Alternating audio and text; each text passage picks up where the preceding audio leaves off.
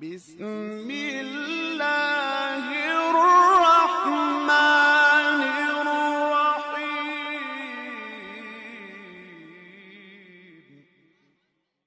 محترم چې خدای په شمالو هستی کړي، محترم چې خدای په شمالو هستی کړي، پر غریبو بیچاره سلام هستی کړي، پر غریبو بیچاره سلام.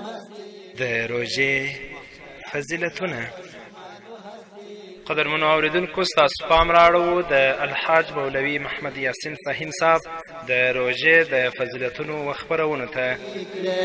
پر غریبو بیچاره سلام هستی کړي، نږدې د اخلاص کام د خدای لپاره، نږدې د اخلاص کام د خدای لپاره. بسم الله الرحمن الرحيم. الحمد لله رب العالمين حمد الشاكرين، الصلاة والسلام على سيد الأنبياء والمرسلين سيدنا ونبينا وشفيعنا ومولانا محمد وعلى آله وأصحابه الطيبين الطاهرين. قدرمنو اوریدونکو د ژوند د لارې د خپرونې مینوالو، السلام علیکم ورحمة الله وبرکاته. ستاسو روغتیا او خوشحالي د پاک رب نه غواړم، په دې هیله چې د صحت او عافیت جامې په تن ولرئ او خوشحالي مو په برخه وي. دا دی زه محمد یاسین فهیم د ژوند د لارې د خپرونې په وړاندې کولو کې ستاسو په خدمت کې یم. زموږ د نننۍ خپرونې موضوع د زکات ادا کولو فضائل او د زکات د نه ادا کولو عذابونه او وعیدونه. قدرمنو اوریدونکو، زکات د اسلام په مقدس دین کې د اسلام د ارکانو نه یو ډیر مهم او اهم رکن دی چې د الله رب العزت په کلام کې تقریبا 82 ځله مانځه سره د زکات ذکر یو ځای راغلی. د الله رب العزت کلام کې د زکات ذکر مانځه سره 82 ځله متصل راغلی او نور په ډیرو ځایونو کې زکات هم بیل ذکر شوی دی. همدارنګه محمد رسول الله صلی الله علیه وسلم په خپل ویناوو کې د اسلام بنیادی ارکان 15 شیه ښودلي دي چې په هغو کې اول رسول الله صلی الله علیه وسلم د شهادت کلمه ذکر کوي. بنی الاسلام علی 5: شهادة ان لا اله الا الله وان محمد رسول الله وإقام الصلاة وإيتاء الزكاة وصوم رمضان وحج البيت من استطاع إليه السبيلا. چې رسول الله صلی الله علیه وسلم هم په خپلو ویناوو کې زکات د اسلام دریم رکن الته یادوي. نو که څوک د زکات د فرضیت نه انکار وکړي، هغه ته د اسلام په مقدس دین کې کافر او مرتد ویل کیږي. خو که څوک د زکات د فرضیت نه انکار ونه کړي بلکې د هغه په ادا کولو کې کوتاهي کوي، زکات نه ورکوي، د اسلام په مقدس دین کې هغه ته فاسق ویل کیږي. کله چې محمد رسول الله صلی الله علیه وسلم وفات شو، نو ځینې قبیلو د زکات د ورکولو نه انکار وکړ. نو حضرت ابابکر صدیق رضی الله تعالی عنه د هغوی په مقابل کې د جهاد اعلان وکړ. امیر المؤمنین حضرت عمر فاروق رضی الله تعالی عنه د حضرت ابابکر صدیق رضی الله عنه دی وینا سره مخالفت وکړ چې دا خلک کلمه وایي، تاسو دوی سره څنګه د جهاد اعلان کوئ؟ حضرت ابابکر صدیق رضی الله عنه عمر فاروق ته ویل: والله لاقاتلن من فرق بین الصلاة والزکات. ابابکر صدیق قسم یادوي چې زما د قسم می په الله باندې هغه څوک چې د مانځه او د زکات په منځ کې فرق کوي، زه به هغه سره ضرور جهاد کوم. نو مونځ لکه څنګه چې د بدن حق دی، دغه شان زکات د مال حق دی. او ابابکر صدیق خپل په ویناو کې وایي که دوی د یو اوښ رسۍ چې هغوی محمد رسول الله ته ورکوله ماتې رانه کړي، بیا به هم زه د دوی سره جهاد کوم. بیا وروسته امیر المؤمنین حضرت عمر فاروق رضی الله عنه فرمایي چې زه پوه شوم چې حضرت ابابکر صدیق رضی الله عنه چې څه فرمایي هغه حق دی. نو د دې ارکانو نه د یوه رکن نه انکار کول کفر دی او چې څوک انکار نه کوي بیا یې هم نه ادا کوي هغه ته د اسلام په مقدس دین کې فاسق ویل کیږي. د رسول الله صلی الله علیه وسلم په ویناو کې همدارنګه د الله رب العزت په کلام کې د زکات د ادا کولو ډیر زیات فضایل راغلي. الله رب العزت فرمایي ورحمتي وسعت كل شيء فسأكتبها للذين يتقون ويؤتون الزکات. الله رب العزت فرمایي زما رحمت دومره عام دی چې هغه د هر څیز نه راچاپیره دی او زه به د خپل رحمت په ځانګړې توګه د هغه چا لپاره لیکم څوک چې زما نه ایریږي او د خپلو مالونو زکات ورکوي. د الله رحمت ډیر عام دی، د الله رحمت ډیر وسیع دی، د هر څه نه راچاپیره دی، خو الله یې ځانګړی کوي او وایي چې زه به د خپل رحمت هغه چا لپاره لیکم چې هغه زما نه ویریږي، د ژوند په چارو کې د خپل ژوند زما د احکامو او زما د اوامرو مطابق تیروي او د خپل د مالونو زکات ورکوي. نو د هغه انسان په زړه کې چې د الله ویره پرته نه وي هغه ته د الله رب العزت رحمت نه رسیږي.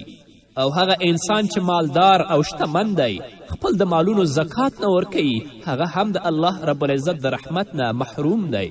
همدارنګه محمد رسول الله صلی الله علیه وسلم فرمایي هغه انسان چې د خپل مال زکات ورکوي دا زکات پاکوونکی دی، د دې په ذریعه به الله رب العزت هغه مال چې د دې باقی دی الله به هغه هم ورته پاکوي او د زکات په ادا کولو کې به الله رب العزت د انسان ګناهونه هم معاف کوي.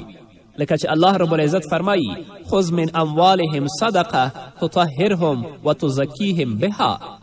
الله رب العزت رسول الله ته وایي د دوی د مالونو نه ته صدقه واخله، زکات واخله، د زکات په واسطه باندې دوی پاک کړه. تطهرهم وتزکیهم، نو د زکات په ورکولو باندې دوی الله رب العزت پاکوي چې ګناهونه ورته معافوي. همدارنګه الله رب العزت د دوی متباقي او پاتې مال هم پاکوي. په بل حدیث کې محمد رسول الله صلی الله علیه وسلم فرمایي چې د زکات په ورکولو باندې د خپل مالونه محفوظ کړئ او هغه مریضان یا بیماران چې د ستاسو په کورنیو کې پراته دي د هغو تداوی په صدقې سره وکړئ، صدقه ورکړئ او د بلاګانو او د مصیبتونو د زوال دپاره په دعا او عاجزي سره د الله نه مدد وغواړئ. هغه انسان چې د خپل د مال زکات ورکوي الله به مال د هر آفت نه وساتي، مال به ورته محفوظ کړي. په هغه کور کې چې مریضان پراته وي که هغوی خیرات او صدقات وکړي الله به د هغو مریضانو او بیمارانو ته شفا ورکړي. او که تاسو په مصیبتونو کې په کړاوونو کې راګیر یاستئ الله ته د عاجزي او د تضرع لاسونه پورته کړئ الله رب العزت به تاسو د دې مصیبتونو نه وساتي. یو ځل رسول الله صلی الله علیه وسلم په بیت الله کې په حتیم کښېناستو دننه چا یادونه وکړه چې د فلانی انسان مال ضایع شو، هغه غلو یې وړه او د سمندر چپو هغه نقصانی کو ضایع شو. نو رسول الله صلی الله علیه وسلم وفرمایل ځنګل وي که دریاب وي چې په هر ځای کې چې کم مال ضایع کیږي هغه د زکات په نه ورکولو باندې ضایع کیږي. نو تاسو د زکات په ورکولو باندې د خپل مالونه محفوظ کړئ. له بده مرغه نن ورځ د مالونو په ټولولو باندې موږ مشغول یو. اصلا تفکیک او تمیز د دې نه کوو چې آیا دا د حلال لارې نه لاسته راځي که د حرامې نه لاسته راوړي، خو موږ صرف د دې ته متوجه یو چې څنګه زیات کړو. صدقه او زکات ته خو اصلا متوجه نه یو چې بیا الله رب العزت په موږ هم او زموږ په مالونو باندې هم مصیبتونه او هلاکتونه راولي. کله چې رسول الله صلی الله علیه وسلم دا خبره وکړه چې د خپل د مالونو حفاظت زکات ورکولو باندې وکړئ، یو نصرانی چې د رسول الله دا خبره واورېدله نو د خپل د مال نه زکات ورکول شروع کړل. هر کال به زکات ورکوه چې زما مال محفوظ شي. د دې نصرانی اوښ په تجارتي قافله کې را روان و، د هغې قافلې مخه غلو ونیوله او هغه مال یې ټول لوټ که. نو د نصرانی خپل دوستان را جمع کړل او نبی علیه السلام پسې په جنگ راووتلو چې یا رسول الله تا خو راته ویلي و چې تاسو ستا خپل مالونو زکات ورکړئ، الله به د ستاسو مالونه محفوظ وساتي. ما د خپل مال زکات ورکولو بیا هم په قافله کې زما اوښ او زما مال لوټ شه، غلو یې وړه. مخکې د دې چې دا نصراني رسول الله صلی الله علیه وسلم ته راورسیږي هغه ته خبر راورسېده چې ستا اوښ په لاره کې ګوټ شوی و. د دې وجې نه زه وروسته پاتې یم، زما مال غلو نه دی لوټ کړی. نو په دې خبره باندې نصراني خوشحاله شو او محمد رسول الله مخې ته راغی، د شهادت کلمه یې ولستله او مسلمان شو. نو د زکات په ذریعه د دنیا فایده خو دا ده چې الله به د مال محفوظ کی، الله به د په مال کې برکت پیدا کی، او د آخرت فایده دا ده چې الله رب العزت فرمایي مثل الذین ینفقون اموالهم فی سبیل الله کمثل حبة انبتت 7 سنابل. الله رب العزت فرمایي مثال د هغو کسانو چې هغوی خرج کوي د خپل مالونه د الله په لاره کې په مثال د هغې دانې ده چې هغه شنه کوي 9 وږي او په هر وږي کې 100 دانې وي. نو د 1 درهم په بدله کې به د 900 ثواب الله رب العزت تا ته درکوي. کله چې دا آیت نازل شو نو محمد رسول الله صلی الله علیه وسلم دعا وغوښتله چې ای زما ربه زما امت ته نور هم زیاتی ورکړي. نو الله رب العزت دا آیت نازل که من ذا الذي یقرض الله قرضا حسنا، څوک چې الله تعالی ته قرض حسنه ورکړي هغه ته به الله رب العزت دو چند ورکړي. نبی علیه السلام بیا دعا وغوښتله چې ای زما پروردګاره زما امت ته نور هم د دې نه زیادت ورکړه. بیا د آیت نازل شو چې انما یوفى الصابرون اجرهم بغیر حساب. الله رب العزت فرمایي د مال په خرج کولو باندې صبر کوونکو ته به بې حسابه ثواب میلاویږي. نو راشئ هغه مال چې تاسو حلالو نه لاسته راوړئ په هغې کې د الله حق ادا کړئ، مال به هم محفوظ شي، دنیوي ژوند به هم ښایسته شي او په آخرت کې به د الله رب العزت د عذاب نه هم خلاص وي. قدرمنو اوریدونکو د خپرونې په دې وخت کې راځو لنډې دمې ته. دمې نه وروسته زموږ خپرونه دوام لري. نږدې د اخلاص ګام د خدای لپاره د دنیا په کار کې هر څو راسي کړې، د دنیا په کار کې هر څو راسي کړې، محترم چې خدای په شمال هستی کړې، پر غریبو بیچاره سلامستی کړې، محترم چې خدای په شمال هستی کړې، پر غریبو بیچاره سلامستی کړې. قدرمنو اوریدونکو بیا هم زموږ سلامونه او نیکې هیلې ومنئ. هغه انسان ته چې الله رب العزت په دنیا کې مال او شتمنۍ ورکړي بیا هم سره د دې د الله رب العزت د نعمت شکر نه ادا کوي او د خپل مال زکات نه ورکوي، دا انسان په دنیا او په آخرت کې نقصانی او زیانکار دی. د رسول الله صلی الله علیه وسلم په ویناوو کې هغه انسان چې د خپل مال زکات نه ادا کوي هغه لپاره ډېر سخت وعیدونه او عذابونه ذکر کړي. یو خدا چې الله رب العزت به د هغه د مال نه برکت اوچت کړي، دویم دا چې الله رب العزت به د هغه مال غیر محفوظ کړي. مال به محفوظ نه وي، تل لپاره به هغه یا به غله وړي یا به په هغه آفتونه او مصیبتونه راځي. او دریم ټولنیز نقصان چې په دنیا کې په هغه راځي چې د دې د وجې نه به په پوره قوم باندې الله رب العزت قحط راولي. هغه انسان چې د خپل د مال زکات نه ادا کوي نو د زکات په نه ادا کولو باندې به الله رب العزت په هغه کلي کې چې دا ژوند کوي په هغه ټول کلي باندې البته وچکالي او قحطي راولي او ټول به په دې کې ګرفتاره وي. حضرت بریده رضی الله عنه د محمد رسول الله صلی الله علیه وسلم نه روایت کوي قال رسول الله صلی الله علیه وسلم ما منع قوم زکات الا ابتلاهم الله بالسنین. رسول الله صلی الله علیه وسلم وفرمیل کوم قوم چې زکات منع کوي الله رب العزت هغه قوم په قحط کې مبتلا کوي. د حضرت عبدالله ابن عمر رضی الله عنهما روایت دی چې یو ځل رسول الله صلی الله علیه وسلم وفرمیل چې ای د مهاجرینو ټولیه 5 څیزونه داسې دي که تاسو په هغې کې مبتلا شئ نو په ډیرو آفتونو او تکلیفونو کې به ګیر شئ.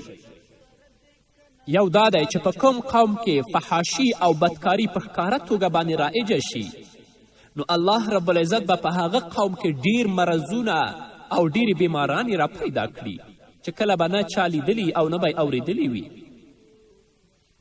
دویم دا چې په کوم قوم کې په طول او په وزن کې نقصان راشي الله رب العزت به هغوی په قحط کې مبتلا کی او ظالم پادشاه به الله په هغوی مسلط کړي.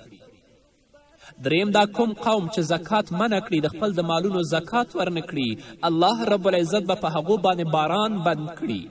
که د دوی څاروي او حیوانات نه وی نو الله رب العزت به د باران یو څاڅکی په دیو باندې هم نه وی ورولی. څلورم دا کم قوم چې د خپل د وعدې خلاف ورزي وکړي د خپل د معاهدې خلاف ورزي وکړي الله به نور ظالم قومونه په دیو باندې مسلط کړي چې د دیو مالونه به ټول هغوی لوټ کړي. پنځم دا کوم خلک چې د الله د قانون نه خلاف حکم جاری کړي الله رب العزت به په هغه قوم کې خانه جنګي شروع کړي. نو تاسو وګورئ قدرمنو اوریدونکو چې په دې 5 سیزونو کې کم یو نه دی چې زموږ په ټولنه او په وطن کې نشته.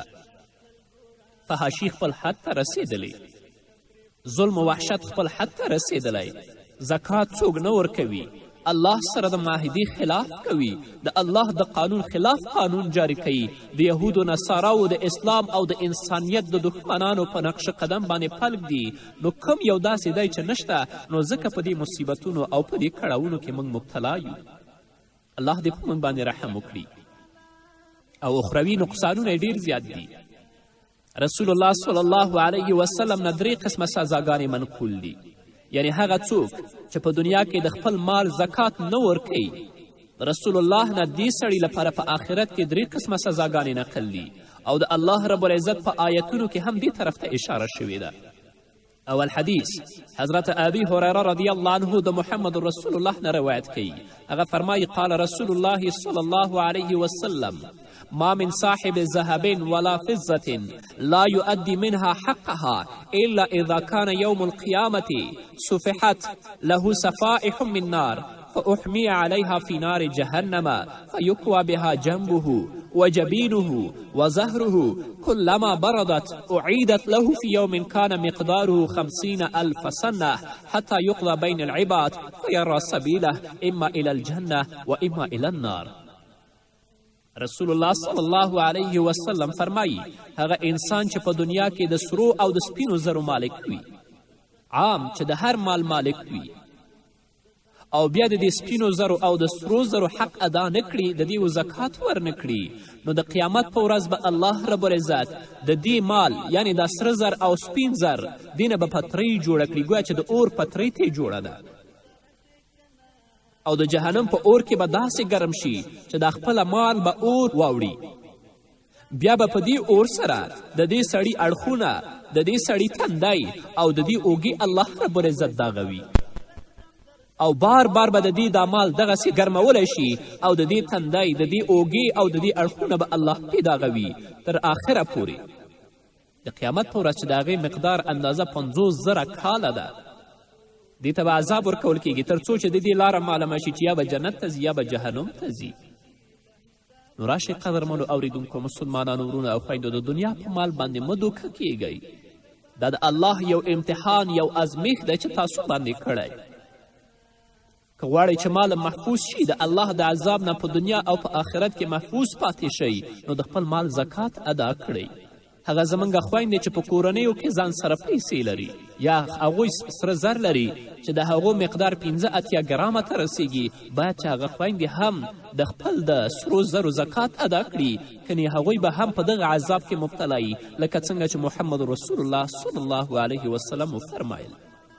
همدارنګه الله رب العزت فرمایي والذین یکنزون الذهب والفضة ولا ينفقونها في سبيل الله فبشرهم بعذاب أليم يوم يحمى عليها في نار جهنم فتكوى بها جباههم وجنوبهم وظهورهم هذا ما كنزتم لأنفسكم فذوقوا ما كنتم تكنزون. الله رب العزت فرمایی هغه کسان چې هغوی سره زر او سپین زر جمع کوي او خزانه ترې جوړوي او د الله په لاره کې هغه نه مصرفوي، د هغو نه زکات نه ورکوي، رسول الله ته وایي چې ته هغوی ته خبر ورکړه ډیر په دردناک عذاب سره.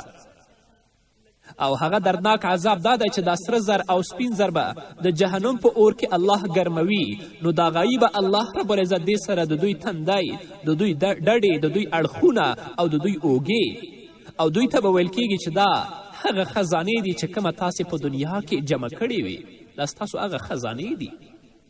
الله رب العزت دې په موږ باندې رحم وکړي. الله رب العزت په خپل کلام کې د 3 شیانو اختصاص وکړه. یو د تندي، ځکه چې مخامخ کله دې ته فقیر راشي نو د هغه په کتلو باندې د دې تندی وران شي، تریب شي، نو ځکه الله په دې مال سره د دې تندی داغوي. دویم الله رب العزت د دې ډډې ذکر کړي، ځکه که هغه فقیر د دې په خوا کې ولاړ وي نو د هغه نه ډډه کوي او شا کوي، روانیږي تې. نو الله رب العزت وایي چې د دوی په مال باندې به الله رب العزت د دوی تندي او همدارنګه د دوی ملاګانې او د دوی ډډې الله رب العزت داغوي چې فقیر ویني او شا کې تې ولاړ شي. دویمه سزا رسول الله صلی الله علیه وسلم فرمایی. راوی د حدیث حضرت ابي هريره دی عن ابي هريره رضي الله عنه عن النبي صلى الله عليه وسلم قال من اعطاه الله عز وجل مالا فلم يؤد زكاته مثل له ماله يوم القيامة شجاعا أقرع له ذبيبتان يأخذ بلهزمتيه يوم القيامة فيقول أنا مالك أنا كنزك ثم تلا هذه الآية ولا يحسبن الذين يبخلون بما آتاهم الله من فضله هو خير لهم بل هو شر لهم سيطوقون ما بخلوا به يوم القيامة. حضرت ابي هريره رضی الله عنه فرمایی چې د رسول الله صلی الله علیه وسلم نه روایت دی کوم سړي ته چې الله رب العزت مال ورکړی وي او هغه د دې زکات ادا نه کړي نو د دې نه به د قیامت په ورځ داسې مار الله جوړ کړي چې د هغه مار سر به کل وي، ډیر زهرجن به وي چې د زهرو د وجې نه به د هغه د سر ویښتنې وي او همدارنګه د ډیرو زهرو د وجې نه به د ده 2 سترګو کې 2 تور ټکي وي او دا مار به د دې په غاړه کې پروت وي، د امیل په شان به د ده په غاړه کې پروت وي او دې مار به د ده 2 شونډې نیولې وي او دا به ورته وایي چې زه ستا مال یم، ستا خزانه یم. وروسته رسول الله دا آیت تلاوت که کوم خلکو ته چې الله رب العزت مال ورکړی دی د خپل فضل نه او هغوی بیا بخل کوي نو دا مال د هغه په حق کې تاسو بهتر مه ګڼئ. دا مال به د دوی په څټ کې توق جوړولی شي، د قیامت په ورځ به د دې غاړه کې پروت وي. دریمه سزا چې محمد رسول الله صلی الله علیه وسلم نه رانقل ده هغه د مسلم شریف روایت دی. کم خلک چې په دنیا کې څاروي لري یا مال لري د خپل د څارویو او د مال زکات نه ورکوي نو الله رب العزت به دا څاروي د آخرت په ورځ ښه غټ کړي او دا مالدار به الله رب العزت په یو میدان کې څملوي او دا څاروي به په خپلو پښو باندې په دې انسان باندې ګرځي راګرځي او دا انسان به په خپلو ښکرونو باندې وهي او دا ټول څاروي او دا ټول حیوانات چې دا د پښو لاندې کې دویم ځل به بیا دا کار په دیو باندې شروع شي. دا سلسله به شروع وي په دغه ورځ باندې چې د دغه ورځ اندازه د 50,000 کالو اندازه یعنې د دنیا د ورځو په شان ده. قدرمنو اوریدونکو الله رب العزت چې کم مال درکړی دی په هغه باندې د الله شکر ادا کړئ، دا د الله امتحان دی او کوم د الله حق چې په دې کې دی هغه حق تاسو ادا کړئ. کنې د آخرت په ورځ به د الله رب العزت په سخت عذاب او په سخت کتاب کې اوسئ که زموږ ورونه دي او که زموږ خویندې دي، دا د الله امتحان دی. الله رب العزت دې په موږ باندې رحم وکړي. که مال چې الله موږ ته راکړی دی الله رب العزت دې موږ ته توفیق راکړي چې د الله حق او زکات پکې ادا کړو او هغه هم چاته ورکړو؟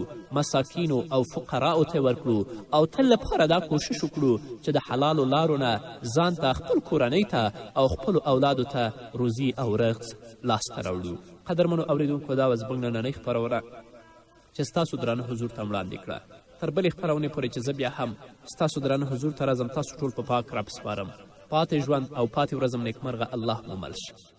دریا پر ځای تر هر څه تاوان تیرې دریا پر ځای تر هر څه تاوان تیرې دریا پر ځای تر هر څه تاوان تیرې د خپل کور پر عیال باندې تنگ دستی کړې د خپل کور پر عیال باندې تنگ دستی کړې محترم چې خدای په شمال هستی کړې پر غریب او بیچاره سلامستی کړې محترم چې خدای په شمال هستی کړې پر غریب او بیچاره سلامستی کړې پکا پاو پلباس بزرگ مزاجا پکا پاو پلباس بزرگ مزاجا پکا پاو پلباس بزرگ مزاجا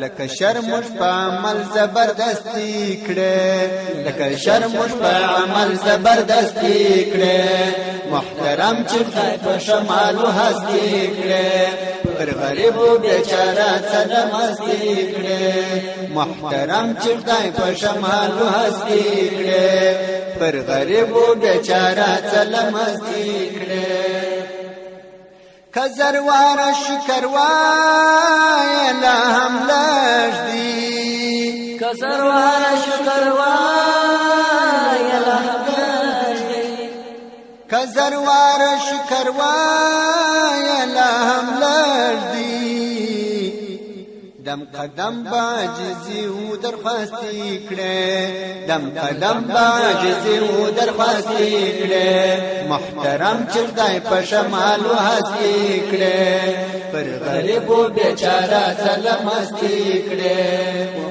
محترم چې خدای په شمالو هستی کړه پر غریبو بیچاره سلامستی کړه محترم چې خدای په شمالو هستی کړه پر غریبو بیچاره سلامستی کړه زرنه کی کته حاصل کې زر قسمه زرنه کی کته حاصل کې زر قسمه زرنه کی کته حاصل کې زر قسمه په یو خبر پر ځان ټوله نستی کړه په یو خبر پر ځان ټوله نستی کړه محترم چې خدای په شمال و هستی کړه پر غریب